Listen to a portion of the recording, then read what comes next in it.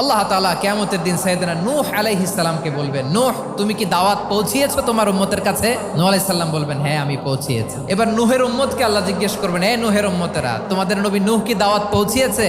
নূহের উম্মত বলবে, না আল্লাহ, কোনো দাওয়াতও আমরা পাই নাই, আপনারাও চিনি নাই, জান্নাতও চিনি নাই, জাহান্নামও চিনি নাই। নূহ আলাইহিস সালাম বিপদে পড়ে যাবেন। তখন আল্লাহ বলবেন, নূহ তোমার পক্ষে কোনো সাক্ষী আছে?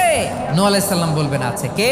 উম্মতে মুহাম্মাদি। তখন আমরা বলবো, আল্লাহর নবী নূহ আলাইহিস সালাম তিনি আপনি যা যা বলেছেন ঠিক তা তার উম্মতের কাছে পৌঁছে দিয়েছে। এবার নূহের উম্মতের সাথে আমাদের ঝগড়া লাগবে। তারা বলবে, তোমরা আসছো আমাদের হাজার হাজার বছর পরে, তোমরা কি করে জানলা? তোমাদের সাক্ষী ধর্তব্য হবে না? আমরা তখন বলবো, আমাদের কোরআনে তোমাদের নবীর নামে আল্লাহ তাআলা একটা সূরা নাজিল করেছেন, সূরাতে নূহ। দিন রাত এক করে তোমাদের কাছে তিনি দাওয়াত পৌঁছেছেন, সব আমরা জানি। আমরা যখন বলবো এই কথা, নূহের উম্মত চুপসে যাবে। তখন আমরা সত্য বলেছি কিনা এটা আল্লাহ তাআলা জানতে চাইবে বিশ্বনবীর কাছে। তখন বিশ্বনবী আমাদের পক্ষে সাক্ষী দিবেন। আওয়াজ করে বলেন আল্লাহু আকবার।